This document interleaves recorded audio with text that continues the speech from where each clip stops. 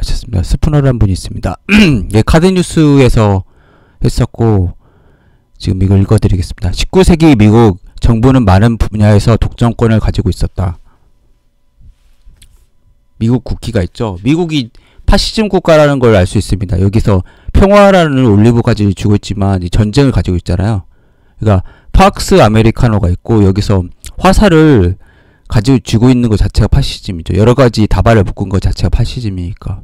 독일이나 이런 것들도 다 파시즘 국가라는 거죠. 그 중에는 당연히 우체국도 있었다. USPS 미국 정부가 운영하는 미국 최초 우체국이 있었죠.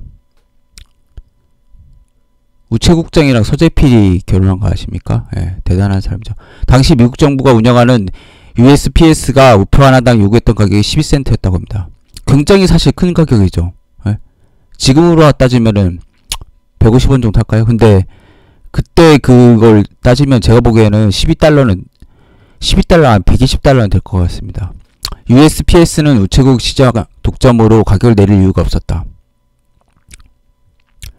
unreasonable이라고 했죠. 그래서 비이성적이다 이렇게 했죠. 그때 우표 한 개당 12센트는 아무리 봐도 비합리적이라고 외친 사람이 있었다.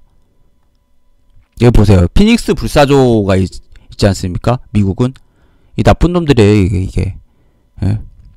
왜 그러냐면 이게 욕망이나 봉황 자체가 반성적인 거죠.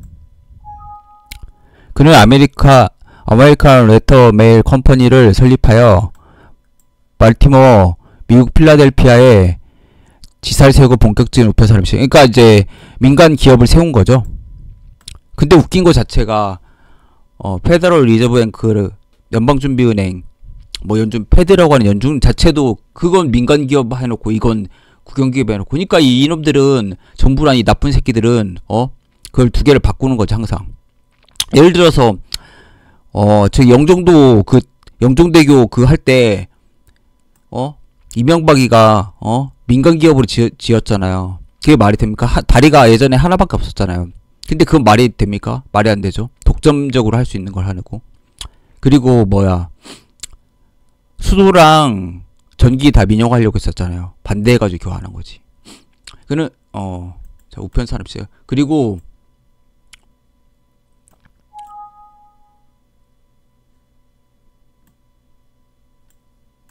그가 제안한 가격은 10센트보다 절반 이상 낮은 5센트라고 합니다. 경쟁에서 밀릴 수밖에 없었던 USPS는 자체적으로 가격을 내리기 시작한다. 그래도 경쟁에서 실패하자 정부가 내린 결정. 아메리칸 레터 메일 컴퍼니를 강제로 닫아버리게 이른다. 그러자 그는 말했다. 미국 헌법은 정부가 국민들에게 우편을 배달하라고 했지 오직 정부만 할 수 있다고 한 적은 한 번도 없습니까? 왜 그리고 강원랜드 도박은 독점합니까? 예? 로또, 스포츠 토토, 경륜, 경전, 경마 왜 독점을 합니까? 예? 그런 불법적인 행위를 가지고 예? 나쁜 놈들이에요. 정부가 가장 최대의 악이에요. 모든 악의 근원이죠. 종교와 정부는 없어져야 돼요. 결국은. 그는 미국 정부와 법정 싸움을 시작한다. 그리고 대법원의 판결. 미국 정부는 우편 산업을 독점할 권리가 없다. 아메리칸 메일 레터 컴퍼니의 승소가 있었습니다. 그래도 이때는 양심적이었죠.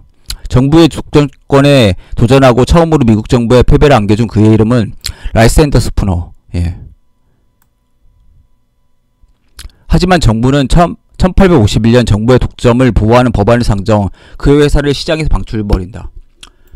자, 록펠러는 스탠다드 오일 90% 독점해가지고 그거 쪼갰잖아요. 여러가지로 6개 그걸로. 근데 정부는 마음대로 해도 됩니까? 민간기업 안되고 그런 게 어딨습니까? 예? 그리고 뭐 록펠러가 그 광산 그 광부들 학살했잖아요. 몇 명 안돼요 사실. 근데 정부는 미국 정부 전쟁 이렇게 몇만 명을 죽이고 예? 그런 식으로 하고 말이야. 이래도 무정부주의자를 안 하면은 참 바보라고 볼 수 없어. 역사를 하나만 보면 한 페이지만 읽으면 무정부주의자가 될 수밖에 없어요. 모든 국가. 저는 한 나라 문제밖에 인정을 못해요 사실. 그리고 뭐 세종이 훌륭하다 하지만 세종이 꼰질렀잖아. 양녕대군이 공부도 안 하고 그런다고. 다 조선왕조실록에 나온다니까요. 예? 우리나라 임금 중에서 그 밑에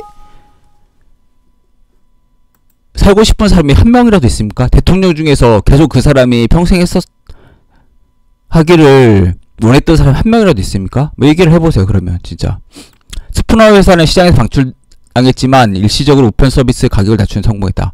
정부는 소수에 의해서 만들어지고 나머지 사람들의 의견은 실제로 반영하지 않은 채 단순히 동의할 것이라 가정하고 만들어진다. 라이스 앤 스푸너. 이렇게 훌륭한 사람이 미국 정부를 만들어낸 거예요. 제가 뭐라고 했어요? 정말 좋습니다. 모든 정부는 최상의 악당입니다. 스푸너를 본받고 싶습니다. 이렇게 얘기했죠. 예. 자,